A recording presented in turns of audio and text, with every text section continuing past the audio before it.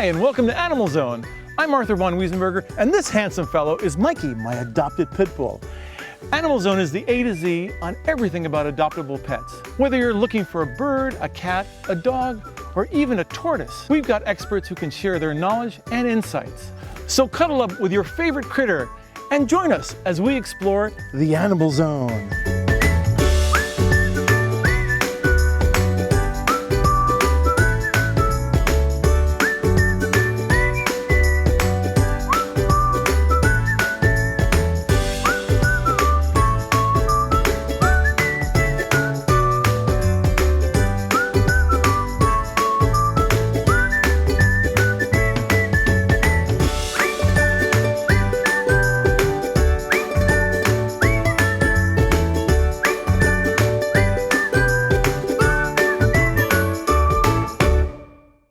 You know, Beverly Hills is known for some fabulous stores like Harry Winston and Louis Vuitton, but there's also another brilliant Beverly Hills store that specializes in adoptable dogs, and we're going to meet them today. Then we join Canine Solutions as they do a pack walk with other dogs and their pawrents around Montecito. The pet psychic Laura Stinchfield channels the conversation with an alpaca at AB Ranch in Santa Paula. And then we'll chat with Harry Reinhardt about his rescue, Ragnar, an amazing dog that captures the hearts of all who meet him. So join us as we step into the Animal Zone. Bonjour Alex. Bonjour Renaud. Happiness? It's great food prepared the French way. Chocolate eclair. What makes you happy? A touch of Paris. Without the trip to France. Handcrafted daily in our bakeries especially for you. Indulge yourself. Bon appétit. Please visit Renaud's in Gelston, Santa Barbara, Long Beach, and La Cañada, Flint Ridge. The Santa Barbara Humane Society is an independent, local, community-based nonprofit with adoptable animals ready to find a forever home today. At the Santa Barbara Humane Society, we provide low-cost spay and neuter services and vaccinations. It's important for your dogs and cats to get vaccinated to prevent illnesses. And spay and neuter surgeries help prevent unwanted pregnancies and can benefit the health of your pet. At the Santa Barbara Humane Society, we want you to adopt, not chop.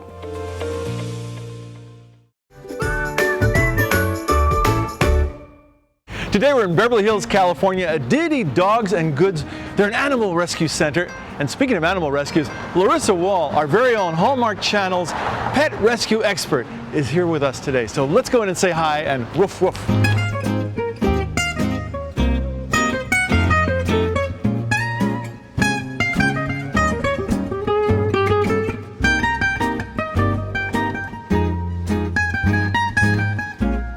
Okay, and here we are with Ellen and Lindsay and Willie, who we think should be Willy Wonky. Willy Wonky. And tell me, and who's this little baby here?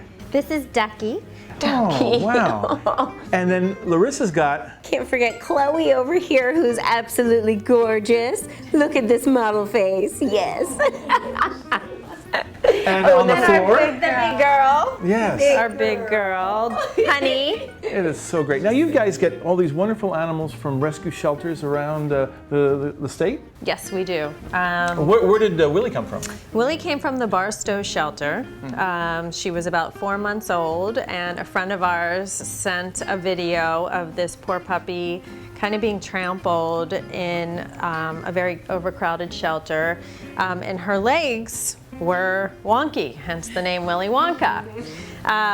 It turns out that she has something called carpal laxity syndrome, and over time, supposedly it will kind of correct itself.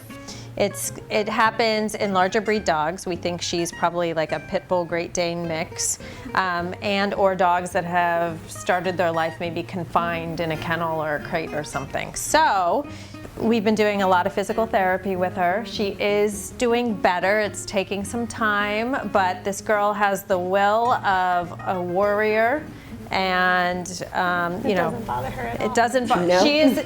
She's in no pain. In fact, she's in, you know, it feels fine to her, which is why she doesn't feel like she needs to try and correct herself, because she doesn't think anything's wrong. So, And is she available for adoption? she is available for adoption, yes. Willie needs to find the perfect home that is going to be able to further help her in her strengthening process. But that's something that's amazing about you and your rescue as well, that you take in animals that need some work, not just the beautiful, polished dogs, but the dogs like Willy Wonky who need a little extra care, and you go the extra mile. Those are our favorite ones. Yeah. And you've got all these wonderful rescues. What a great spot to profile them, because people probably walk by here and go, wow, this is an elegant place, and this is a beautiful interior.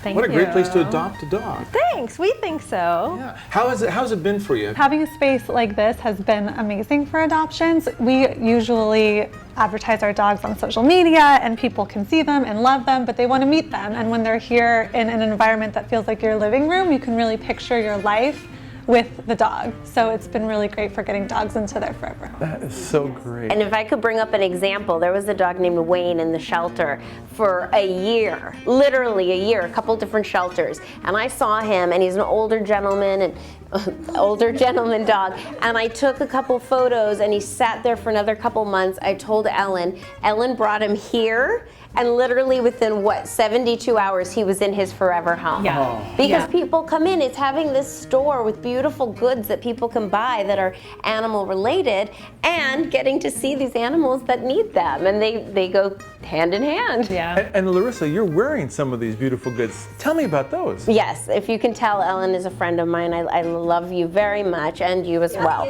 And both of you make these beautiful jewels that say rescued heart, and there's warrior heart, there's animal heart, and they just remind you every time you look at them what you do every day and why you do it, and I love them. Wow. How did you start in the world of rescue? Social media, like Facebook first came to be, was around the same time my son was born. And prior to that, I had a jewelry business, and I was also volunteering holding leashes for other rescues. So when social media, Facebook started happening, I was getting tagged on all these dogs, but I was, in the throes of having a newborn, home for nap time, on the social media, filling jewelry orders, but kind of like full-time mom at the time. And I felt that like I still needed to be able to give back. That's when that part of the jewelry line was born. And we met, thank goodness, from social media. And at crucial times in both our lives, we were able to help each other out and continue rescuing dogs when one of us couldn't be present, and it was just kind of a good marriage. She's my work wife.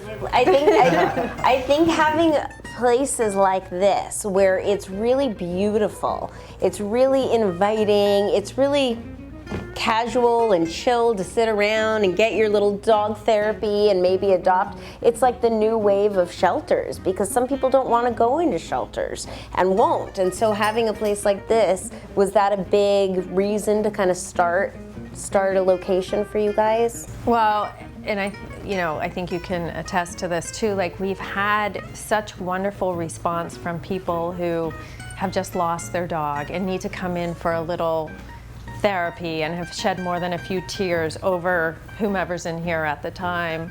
On top of, yes, being able to pull the dog from the shelter, taking them to our vet, getting a clean bill of health, then bringing them here. It's a quicker turnaround to find fosters, and it's definitely a quicker turnaround time to find adopters. Now, how do you guys, with all these wonderful dogs around you, not adopt them all yourselves and take them home? I'll let you answer that one, Ellen. She does adopt most of the dogs. Guilty, but I'm at my max now, so there will be no more adoptions at Casa de Dante. What is your max? I'm at my max. I'm at 7, including including two-legged chihuahuas.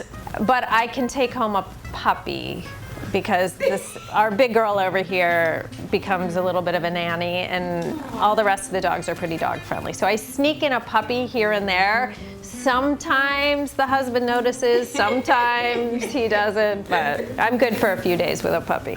Well, it's such a pleasure to meet you guys and be here with your wonderful dogs and what you're doing. Thank you for all that you do. Thank you for coming. And we're going to take a quick break, and when we come back, we got more Animal Zone. Hey, take a look at these loving animals that you can adopt today. And don't worry, If someone beats you to the shelter, there are plenty more wonderful animals ready to find you and their forever home.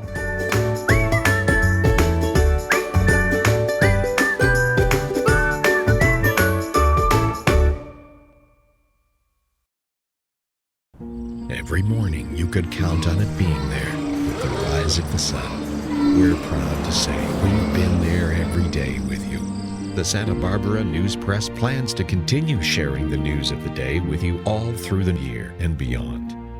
It's nice to know there are some things you can still count on. The Santa Barbara News Press, serving Santa Barbara since 1855. Subscribe today. Call 1-800-654-3292. The Santa Barbara County Animal Care Foundation is dedicated to saving animals' lives, but we need your help to continue this critical work. SBCACF provides year-round medical and surgical care so that abandoned, homeless, or abused animals receive the best second chance at finding a loving home. No animal is turned away from surgical care. To learn more and assist us in keeping that pledge, visit sbcanimalcare.org and make a donation today. If they can be saved, we want to save them. We're here with Justin and Eric from Canine Solutions, and you guys are organizing this amazing walk today. How often do you do these? Every Saturday morning at 8:30, unless it's raining. Other than that, we're on. Which in Santa Barbara isn't a whole lot right, sometimes. so pretty much every Saturday. Yeah, we've done in the past 5 years probably 220 or 30 of these on Saturdays. You had a great turnout. How many people do you usually get on a day like today? Well, I think I counted 25 dogs. Yeah, it averages anywhere between 20 and 40. I mean, 40 is our max. And we usually have a few more helpers, but this is how we used to do it, just Justin and I. And, you know, what happens? How do the dogs react to being around all these other dogs? That's a great question, because a lot of these dogs are actually dog aggressive or reactive. And I think it's the collective energy of the pack, because they come every week. They know that with this group, they stay calm. It's really nice. And then that bleeds out into the real world when their owners take them out, and you know, this is, of anything we do, this probably makes the biggest difference for most people.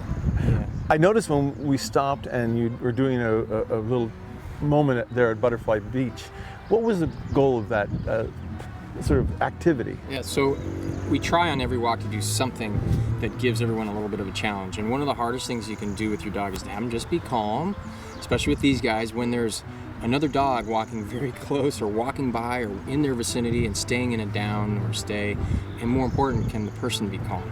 Because as soon as the person gives a cue, the dog's gonna work up too. So a lot of those drills are meant to build the confidence of the people and the dogs and get used to the idea that, oh, I can lay here while the dog walks by, no big deal. And it's really fun.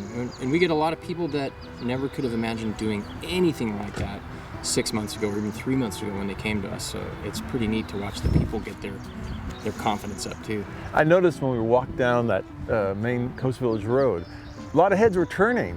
I mean, that's a lot of energy to put out for a dog to be walking down a busy street with cars and people.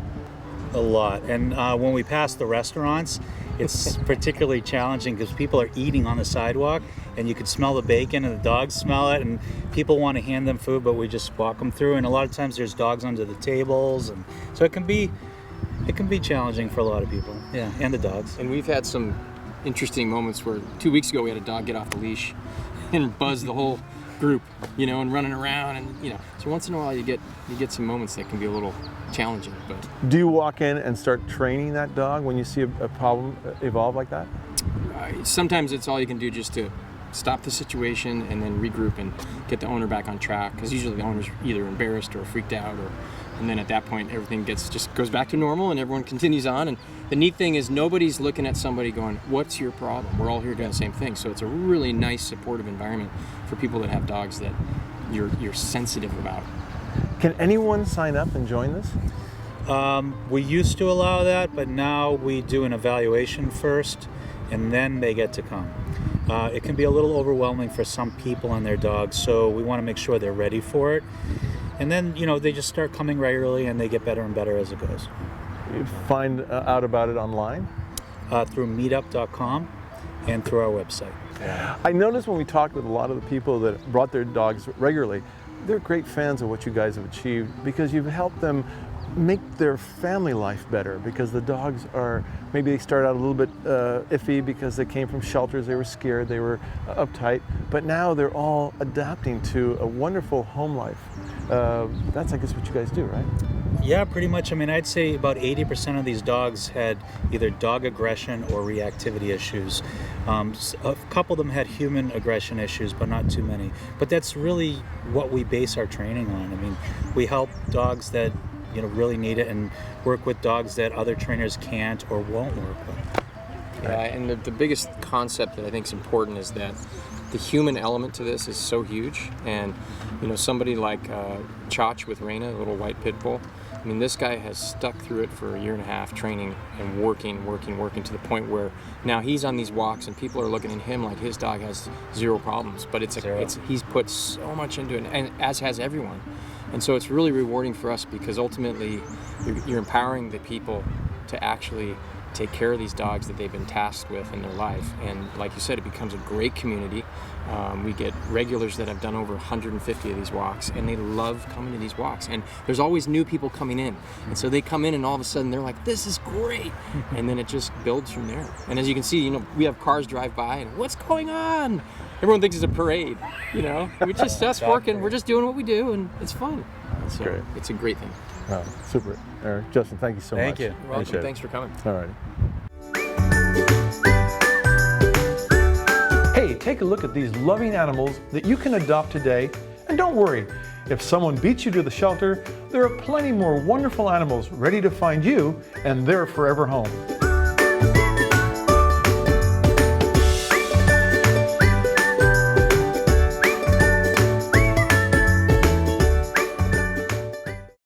Care for Paws was started in 2009 with the goal to reduce pet overpopulation and keep animals out of shelters, and also to ensure that pets can stay with their owners for life. We, from the get-go, established a free spay and neuter program that would help low-income pet owners fix their pets. So we provide shots, microchips, dewormer, flea treatment. We also have a veterinary intervention program. It's a way for us to help improve the quality of life for the animal as well for the owner, because when an animal suffers in the family, so does the rest of the family.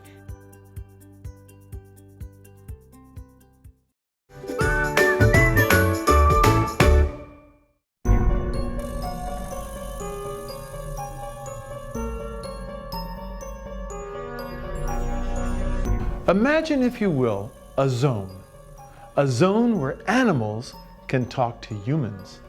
Submitted for your amazement, the Pet Psychic, as we enter the Animal Zone.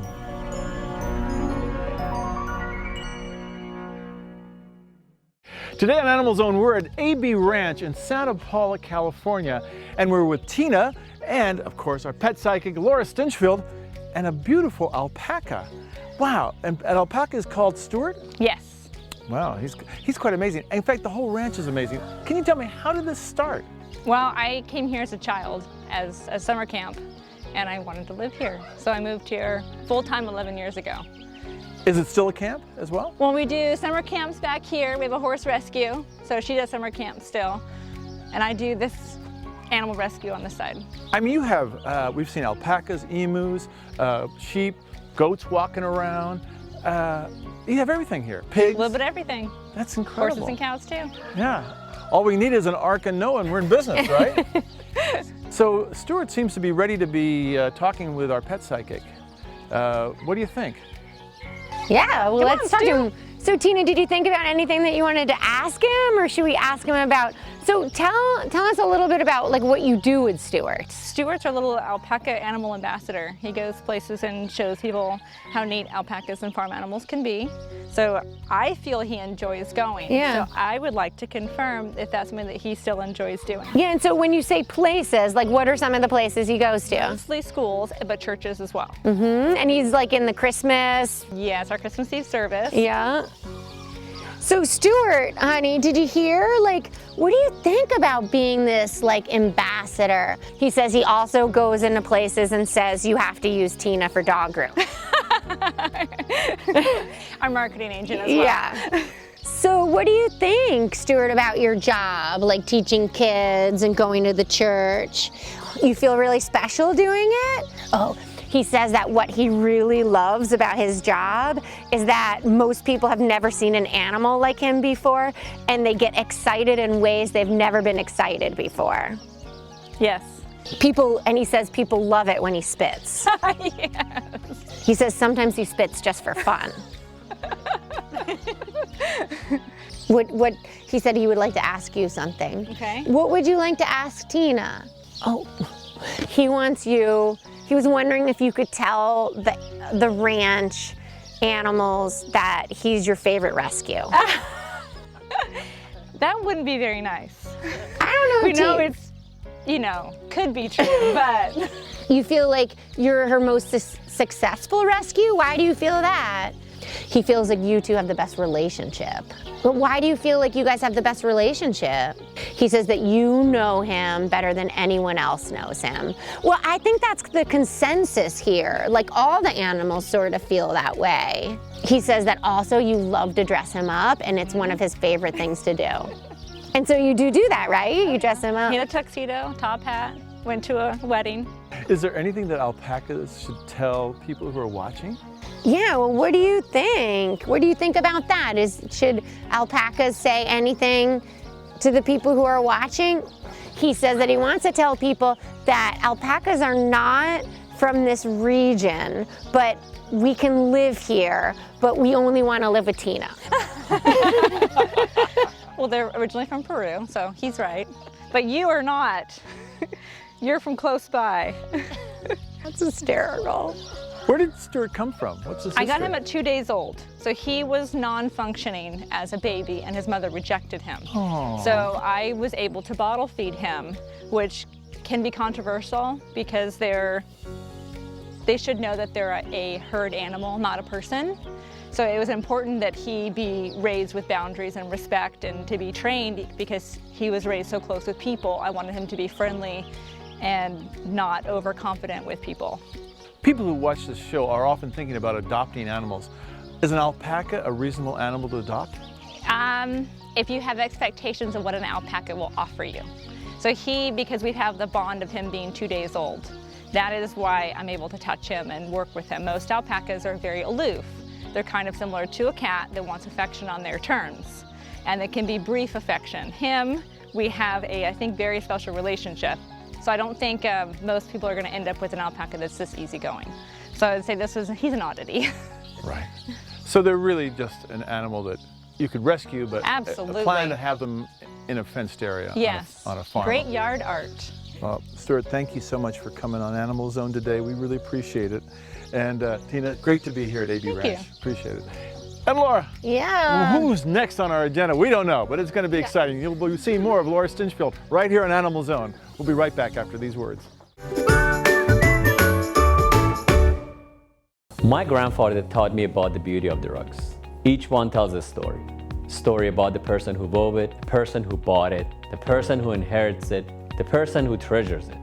It's amazing how simply looking at an object can bring you back to a different place and time, or remind you of someone you love. At Santa Barbara Design Center, we want to help you find the rug that will travel through time with your family for generations to come. Visit us at 410 Oliver Street and find your treasure today.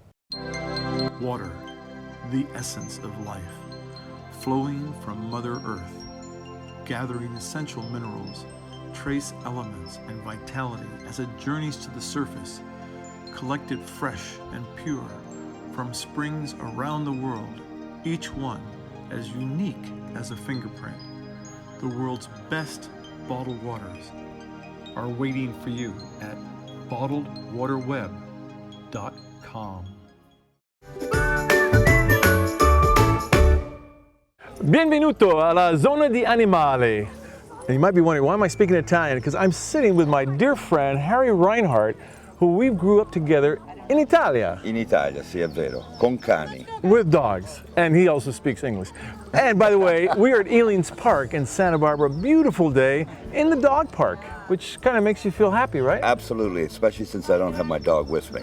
Well, tell us about your dog. Ragnar. Ragnar is a mutt that I got at the shelter in Reno, Nevada. I was living east of Reno, out in pretty much the desert area.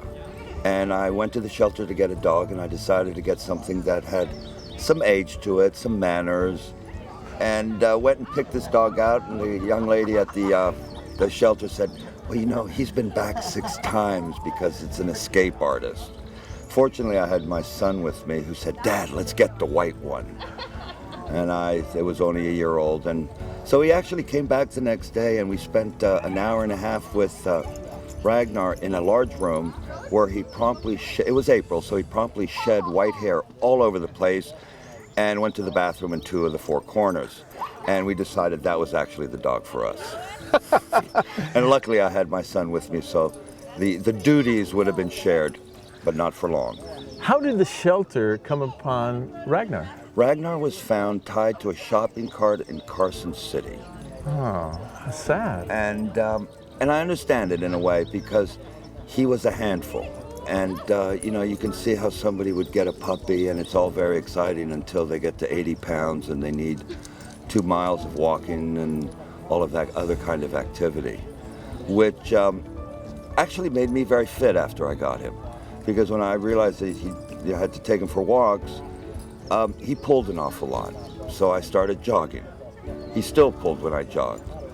I wasn't quite ready to get a skateboard and get pulled by him, but I thought that might have been a good idea also. Now in Italy, Get used to it. people love dogs in Italy, don't they? They do. It's a big Absolutely. part of the family. It is. It's interesting because when I grew up in Italy, when I first moved there, I was probably 5 or 6 years old. Not too many people had pets. It was 1960, and the reason is it was not a rich country at that time.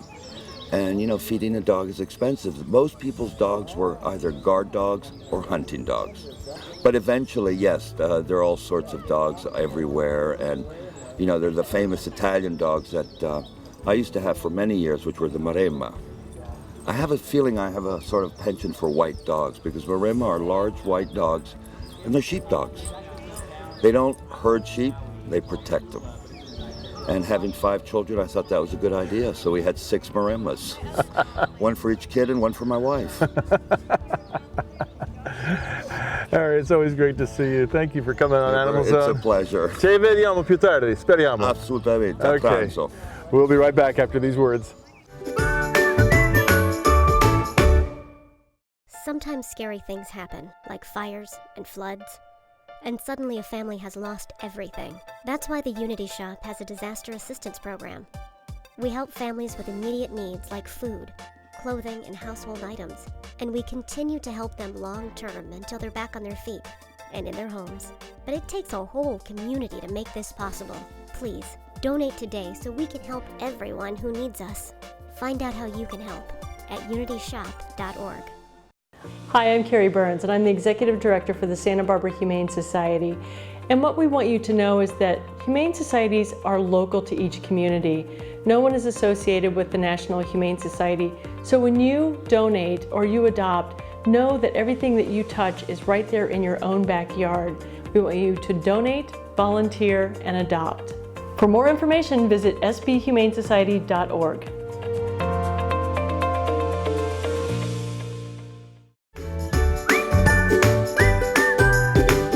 Weren't there some amazing animals and guests? You know, you who adopt animals from shelters, you are the true heroes. If you want to see more about AnimalZone and other things, check out our website, animalzone.org, and we look forward to seeing you next time. Never was a friend so true, never was a friend like you. Canine, you're my best friend. Canine of mine, friend for all time. So glad you're my best friend. Through thick and thin, we'll see things through. Canine of mine, so true. Did I find you or did you find me? Either way, it's still serendipity. When I saw you, it was plain to see you weren't just another lassie wannabe. Oh, canine of mine, friend for all all time. I'm so glad you're my best friend.